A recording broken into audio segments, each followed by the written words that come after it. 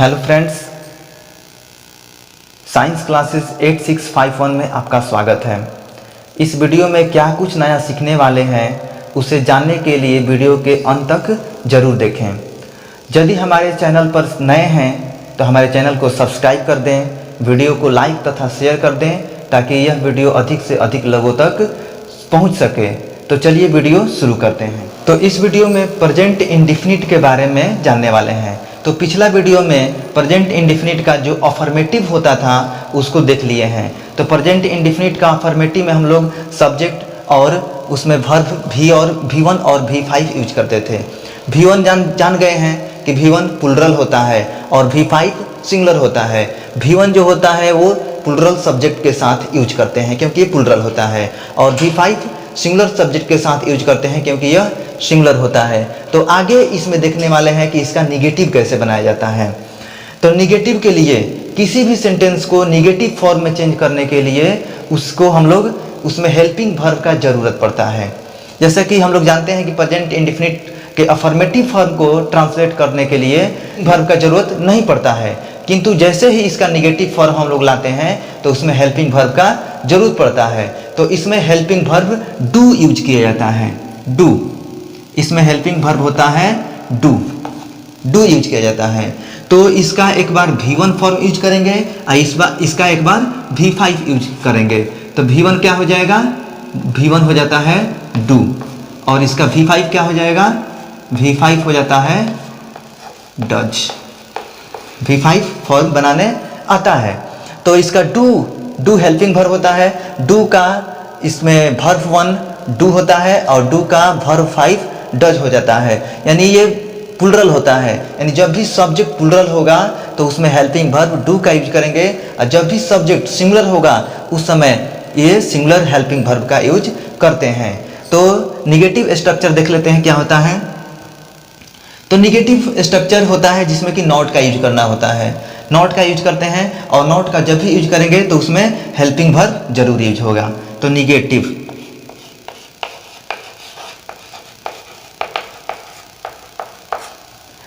में क्या होता है? सब्जेक्ट लिखते हैं प्लस हेल्पिंग वर्ब आता है। तो हेल्पिंग वर्ब इसमें आता है। हेल्पिंग वर्ब कोई भी निगेटिव स्ट्रक्चर में हेल्पिंग वर्ब का जरूरत हो जाता है, यानी वो मुख्य रूप से हेल्पिंग वर्ब आएगा। तो इसमें हेल्पिंग वर्ब डू या डज होगा। डू या डज हो जाएगा। उसके बाद जस्ट हेल्पिंग वर्ब के बाद एकदम जस्ट बाद नॉट का यूज करते हैं। तो नॉट का यूज कर देंगे, यानी नॉट और हेल्पिंग वर्ब के बीच में कोई भी वर्ड नहीं आना चाहिए। हेल्पिंग वर्ब के जस्ट बाद नॉट आना चाहिए किसी भी सेंटेंस के लिए। यदि वो निगेटिव फॉर्म है तो नॉट का यूज हेल्पिंग वर्ब के तुरंत बाद होता है। उसके बाद नॉट का यूज हो गया तो अब हेल्पिंग वर्ब के बाद मेन वर्ब आता है। तो मेन वर्ब यहाँ पर हमारा ओरिजिनल यानी V1 फॉर्म में आएगा, क्योंकि V1 और V5 ये हेल्पिंग वर्ब ले लेता है। तो यहाँ पर जो मेन वर्ब होता है वो ओरिजिनल फॉर्म में आता है, और उसके बाद हम लोग ऑब्जेक्ट लिख देते हैं। तो ये हमारा हुआ निगेटिव स्ट्रक्चर। तो निगेटिव स्ट्रक्चर जब ये हो गया तो इससे रिलेटेड कुछ एग्जाम्पल देख लेते हैं। तो ये हमारा एग्जाम्पल हो गया। पहला एग्जाम्पल है तुम लोग नहीं पढ़ते हो। तो तुम लोग यहाँ पर तुम लोग का होता है यू, जो कि प्लुरल होता है, और यू जब यूज करेंगे यू तो इसका हेल्पिंग वर्ब प्लुरल ही आएगा। तो हेल्पिंग वर्ब प्लुरल कौन होता है? V1 होता है। हमेशा हेल्पिंग वर्ब जो होता है V1 जो होता है वो प्लुरल होता है। तो यहाँ पर डू का यूज कर देंगे, और डू के बाद तुरंत बाद नॉट का यूज करेंगे, यानी क्योंकि निगेटिव है। तो यू डू नॉट हो गया, और उसके बाद अब मेन वर्ब। तो मेन वर्ब यहाँ पर पढ़ना है तो इसका हो जाएगा रीड, यानी मेन वर्ब हमेशा V1 में आएगा क्योंकि V1 और V5 का फॉर्म इसके पास आ जाता है। अगला एग्जाम्पल है कि हम लोगों का नौकर काम नहीं करता है। इसमें सब्जेक्ट देखते हैं कौन है। इसमें सब्जेक्ट हम लोग नहीं है, नौकर है। इसमें सब्जेक्ट मेन सब्जेक्ट नौकर है। तो नौकर किसका है? तो हम लोगों का। तो ये पूरा हमारा वर्ड ही सब्जेक्ट हो जाएगा, यानी इसमें मेन सब्जेक्ट ये है। इसके अनुसार, इसके सिंगुलर और प्लुरल होने के अनुसार ही मेन हेल्पिंग वर्ब सिंगुलर और प्लुरल लिखेंगे। तो नौकर जो है सिंगुलर है, हम लोग हालांकि प्लुरल है, लेकिन हमारा ये जो नौकर है, नौकर काम नहीं कर रहा है, तो नौकर किसका है? हम लोगों का है। तो इसलिए नौकर के अनुसार हेल्पिंग वर्ब लिखाएगा, न कि हम लोगों के अनुसार। तो ये हम लोग और नौकर में रिलेशन दिखा रहा है कि नौकर हम लोगों का है। तो यहाँ पर हम लोग का वी नहीं लिखेंगे, ये संबंध वाला पॉजिटिव केस वाला लिखेंगे हम लोग, तो आवर हो जाएगा, आवर। और नौकर क्या हो जाएगा? Servant, our servant. यानी सर्वेंट ये मेन सब्जेक्ट है। अब इसके अनुसार हेल्पिंग वर्ब का यूज करेंगे। तो ये सिंगुलर है, तो हेल्पिंग वर्ब सिंगुलर यानी डज, डज। उसके बाद अब इसके तुरंत बाद नॉट का यूज कर देंगे, नॉट। और उसके बाद होता है मेन वर्ब, तो मेन वर्ब है काम करना, काम करना का वर्ब हो जाएगा। तो इस प्रकार से हो गया our servant does not work. यही रहता हमारे हम लोगों का नौकर लोग, तो होता आवर सर्वेंट्स, इस लग जाता। और जब ये प्लुरल होता तो यहाँ पर भी हेल्पिंग वर्ब प्लुरल यूज करते, यानी कौन सा होगा? डू होगा। अगर यहाँ पर सर्वेंट्स होता तो डू होता, लेकिन यहाँ पर सर्वेंट है, यानी जो करता है सब्जेक्ट है, सिंगुलर है, तो वर्ब को भी, हेल्पिंग वर्ब को भी सिंगुलर रखेंगे, और सिंगुलर V5 होता है। और उसके बाद नॉट का यूज कर देंगे, और नॉट के बाद मेन वर्ब। अगला एग्जांपल देखते हैं कि तुम्हारे दोस्त तुम्हें प्यार नहीं करते हैं, तुम्हारे दोस्त तुम्हें प्यार नहीं करते हैं। तो यहाँ पर भी सब्जेक्ट है दोस्त, कौन प्यार नहीं करते हैं? दोस्त। तो ये दोस्त किसके हैं? तुम्हारे। तो इसलिए पूरा वर्ड जो है सब्जेक्ट बना हुआ है। इसमें मेन सब्जेक्ट दोस्त है। दो दो वर्ड, तीन तीन वर्ड का अगर सब्जेक्ट रहेगा तो उसमें देखना होता है कि कौन सा वर्ड मेन सब्जेक्ट है। तो दोस्त सब्जेक्ट मेन है, क्योंकि दोस्त प्यार नहीं करते हैं। वो दोस्त किसके हैं? तुम्हारे। तो अब तुम्हारे दोस्त का क्या हो जाएगा? Your friend, your friend. यहाँ पर दोस्त सिंगुलर में बता रहे हैं, इसलिए फ्रेंड लिखे हैं। अगर दोस्त लोग कहा जाता तो फ्रेंड्स लिखते हैं। तो यहाँ पर सब्जेक्ट जो मेन सब्जेक्ट है वो सिंगुलर है, और सिंगुलर है तो हेल्पिंग वर्ब सिंगुलर यूज करेंगे। हेल्पिंग वर्ब सिंगुलर कौन होता है? V5 होता है, यानी डज होता है। तो डज लिख देंगे। और डज लिखने, हेल्पिंग वर्ब लिखने के बाद हम लोग नॉट का यूज जरूर करेंगे, तो नॉट हो जाएगा। और नॉट के बाद मेन वर्ब आ जाता है, तो लव, लव हो गया। अब इसमें किसको प्यार नहीं कर रहा है? तो तुम्हें, यानी यू हो जाएगा इसका। हालांकि सब्जेक्ट वाला भी, सब्जेक्ट फॉर्म में भी यू होता है, ऑब्जेक्ट फॉर्म में भी यू होता है। तो हो जाएगा your friend does not love you, यानी आपके दोस्त या तुम्हारे दोस्त तुम्हें प्यार नहीं करते हैं। तो इस तरीका से हम लोग प्रेजेंट इंडेफिनिट का निगेटिव बना सकते हैं। यदि इसके बाद भी आपको कहीं दिक्कत लग रहा हो तो कमेंट करके जरूर बताएं। तो प्रेजेंट इंडेफिनिट का हम लोग देख लिए थे निगेटिव, निगेटिव का यह स्ट्रक्चर होता है। आगे देखते हैं इंट्रोगेटिव भी होता है। प्रेजेंट इंडेफिनिट में या कोई भी टेंस में निगेटिव भी मिलता है और इंट्रोगेटिव भी मिलता है। तो इंट्रोगेटिव, इंट्रोगेटिव होता क्या है? तो इंट्रोगेटिव वैसे सेंटेंस को बोला जाता है जिससे हम लोग प्रश्न पूछते हैं।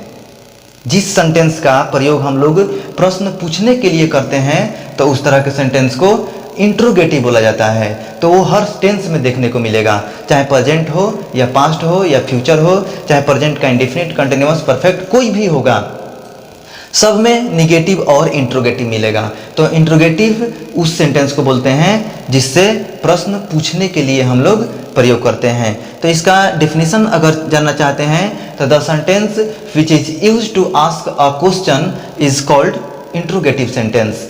ये मतलब वैसा सेंटेंस होता है जिसका हम लोग प्रश्न पूछने के लिए प्रयोग करते हैं। जैसे कहेंगे क्या आप पढ़ते हैं, उसके बाद कहेंगे आप कहाँ जाते हैं। तो इस तरह से हम लोग दूसरे से प्रश्न पूछ रहे हैं तो हो जाएगा इंट्रोगेटिव सेंटेंस। तो इंट्रोगेटिव सेंटेंस को कैसे बनाया जाता है? तो इंट्रोगेटिव सेंटेंस को बनाने के लिए कोई मतलब कि ज़्यादा याद नहीं करना है। केवल जो निगेटिव सेंटेंस का निगेटिव फॉर्म का स्ट्रक्चर होता है, इसमें ये हेल्पिंग वर्ब को, कोई भी सेंटेंस होगा उसका हेल्पिंग वर्ब को हम पहले लिखेंगे, बाकी सारा स्ट्रक्चर सेम टू सेम होगा। ये जो हेल्पिंग वर्ब होता है ये पहले आ जाता है, यानी सब्जेक्ट से पहले। निगेटिव में क्या होता था कि हेल्पिंग वर्ब सब्जेक्ट के बाद होता था, लेकिन इंट्रोगेटिव सेंटेंस में चाहे किसी भी टेंस का इंट्रोगेटिव सेंटेंस हो, उसमें हेल्पिंग वर्ब खोज लेना है और हेल्पिंग वर्ब को सब्जेक्ट के जस्ट पहले यूज कर देना है, यानी हेल्पिंग वर्ब को सब्जेक्ट से पहले यूज कर देना है और बाकी जो स्ट्रक्चर है वो सेम रहेगा। तो वही हो जाएगा इंट्रोगेटिव सेंटेंस का स्ट्रक्चर। तो क्या हो जाएगा, इसका स्ट्रक्चर हो जाएगा हेल्पिंग वर्ब, हेल्पिंग वर्ब, और हेल्पिंग वर्ब में डू और डज होता है प्रेजेंट इंडेफिनिट के लिए। तो डू हो जाएगा या डज हो जाएगा हेल्पिंग वर्ब। हेल्पिंग वर्ब के बाद हम लोग क्या लिखते हैं, ये सब्जेक्ट, यानी हेल्पिंग वर्ब यहाँ से निकल जाता है, बाकी जो स्ट्रक्चर है उसी तरह का हो जाता है। तो क्या हो जाएगा, सब्जेक्ट होगा। उसके बाद ये निकल गया यहाँ पर, तो नॉट अगर है तो नॉट होगा, उसके बाद V1 होगा और उसके बाद ऑब्जेक्ट हो जाएगा। इतना करने के बाद हम लोग यहाँ पर अब क्वेश्चन मार्क इस तरह का भी साइन प्रयोग करते हैं। इंट्रोगेटिव सेंटेंस में इससे अलग क्या स्ट्रक्चर हुआ कि ये हेल्पिंग वर्ब, निगेटिव में हेल्पिंग वर्ब सब्जेक्ट के बाद रहता है और इंट्रोगेटिव सेंटेंस में हेल्पिंग वर्ब निकल करके पहले आ जाता है और बाकी जो स्ट्रक्चर होता है वो जैसा था वैसे ही रह जाता है। तो इस तरीका से हमारा ये इंट्रोगेटिव सेंटेंस हो गया। इंट्रोगेटिव सेंटेंस दो तरह का होता है, एक पहला होता है कि यस नो टाइप वाला इंट्रोगेटिव सेंटेंस और दूसरा होता है सेंटेंस में रिप्लाई देने वाला इंट्रोगेटिव सेंटेंस। जैसे कि यस नो टाइप वाला इंट्रोगेटिव सेंटेंस जो होता है वो कहते हैं क्या आप पढ़ते हैं। दूसरा एग्जाम्पल हो गया कि आप क्या आप खाते हैं, क्या आप जाते हैं, क्या आप खेलते हैं, इस तरह का एग्जाम्पल देते हैं। लेकिन दूसरा यस नो टाइप वाला ये हो गया, लेकिन दूसरा सेंटेंस में बोलने वाला जो इंट्रोगेटिव सेंटेंस होता है उसका होता है कि आप कहाँ जाते हैं, आप क्यों पढ़ते हैं, आप क्या खाते हैं, इस तरह से जवाब पूछा जाता है। तो उसका हो जाएगा, ये तो यस नो टाइप का हो जाता है,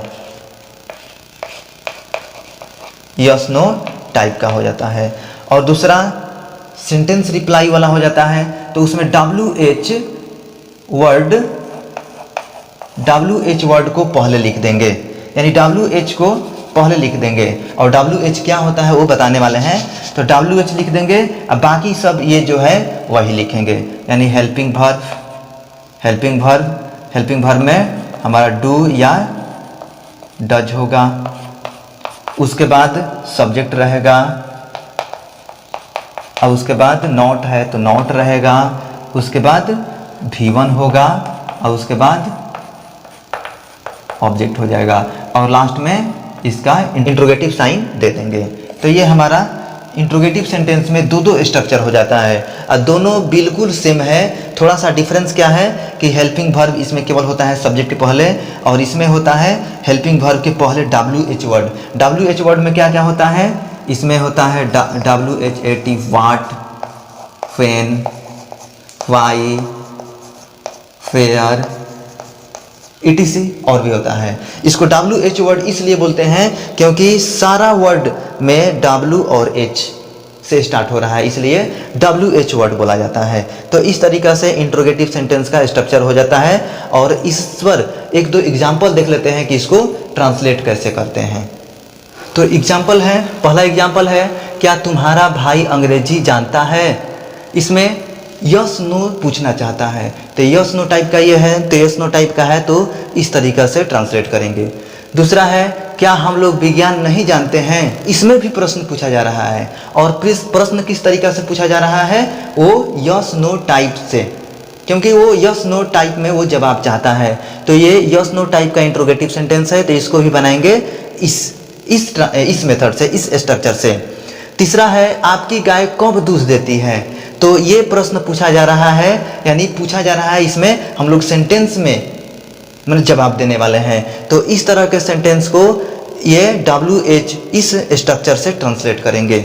तो यहाँ पर देखते हैं, तो यहाँ पर हेल्पिंग वर्ब का यूज करेंगे, तो हेल्पिंग वर्ब का यूज सब्जेक्ट के अनुसार होता है। सब्जेक्ट हमारा कैसा है, तो सब्जेक्ट इसमें तुम्हारा भाई है, तुम्हारा भाई में ये भाई जो है मेन सब्जेक्ट है। तुम्हारा नहीं, तुम्हारा भाई लिखा हुआ है, तो इसमें भाई कह रहा है कि अंग्रेजी जानता है कि नहीं जानता है। इसमें ये सब्जेक्ट है और ये सिंगुलर है, ये सिंगुलर है और सिंगुलर है तो हेल्पिंग वर्ब सिंगुलर ही यूज करेंगे, यानी डज यूज कर देंगे, डज। डज के बाद हेल्पिंग वर्ब के बाद हम लोग क्या यूज करेंगे? हेल्पिंग वर्ब के बाद हम लोग सब्जेक्ट का यूज करेंगे। तो सब्जेक्ट हो जाएगा तुम्हारा भाई, तो हो जाएगा your brother, your brother, your brother हो जाएगा। यानी हेल्पिंग वर्ब इसके अनुसार नहीं लिखा जाता है, इसमें मेन सब्जेक्ट जो होता है उसके अनुसार लिखा जाता है। यानी ब्रदर मेन सब्जेक्ट है, तो हो जाएगा your brother, does your brother. उसके बाद हम लोग अगर निगेटिव होगा तो नॉट का यूज करेंगे, और निगेटिव अगर निगेटिव नहीं होगा तो V1 का यूज करेंगे। तो इसमें निगेटिव नहीं है तो वर्ब यूज करेंगे नो, नो। उसके बाद ऑब्जेक्ट यूज कर देंगे, तो अंग्रेजी, और ये सेंटेंस के लास्ट में क्वेश्चन मार्क दे देंगे। दूसरा एग्जाम्पल है, क्या हम लोग विज्ञान नहीं जानते हैं? तो इस मेथड से, इस स्ट्रक्चर से ही इसको भी ट्रांसलेट करेंगे।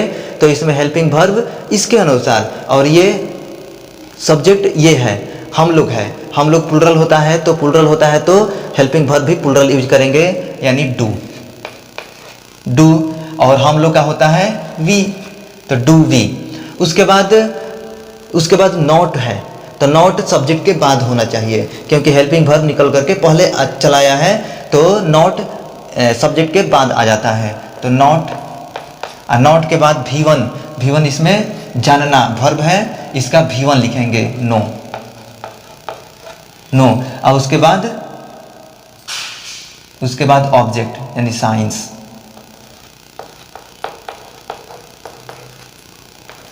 और लास्ट में क्वेश्चन मार्क दे देते हैं। तो हमारा बन गया do we not know science. तो इस तरीके से। तो तीसरा हो गया, आपकी गाय कब दूध देती है। अब ये हो गया इंट्रोगेटिव सेंटेंस तो है, लेकिन क्वेश्चन पूछा जा रहा है, वो भी सेंटेंस में क्वेश्चन पूछा जा रहा है। तो यहाँ पर WH वर्ड का यूज हो रहा है, और वो भी कब। व्हेन मतलब कब होता है, तो उस व्हेन को पहले, सबसे पहले लिखेंगे, और बाकी जो ये स्ट्रक्चर से बना रहे थे वही स्ट्रक्चर लिख देना होता है। तो हो जाएगा WHEN, व्हेन, व्हेन। अब यहाँ पर लिखना है हेल्पिंग वर्ब। तो आपकी गाय, इसमें सब्जेक्ट कौन है? आपकी गाय। आपकी गाय में भी ये गाय है, गाय जो सिंगुलर है, तो सिंगुलर है तो V5 यूज करेंगे, डज हो जाएगा। और ये हेल्पिंग वर्ब लिखने के बाद सब्जेक्ट का यूज कर देंगे, तो हो जाएगा योर काऊ, योर काऊ। और उसके बाद वर्ब का यूज करेंगे, तो देना, इसमें देना वर्ब है, इसका V1 गिव होता है, गिव, गिव। और उसके बाद ऑब्जेक्ट मिल्क, और ऑब्जेक्ट के बाद क्वेश्चन मार्क देते हैं। तो इस तरीका से हम लोग प्रेजेंट इंडेफिनिट का नेगेटिव और इंट्रोगेटिव कंप्लीट कर लिए। तो इस वीडियो के माध्यम से हमारा ये प्रयास कैसा लगा, कमेंट करके ज़रूर बताएं। धन्यवाद।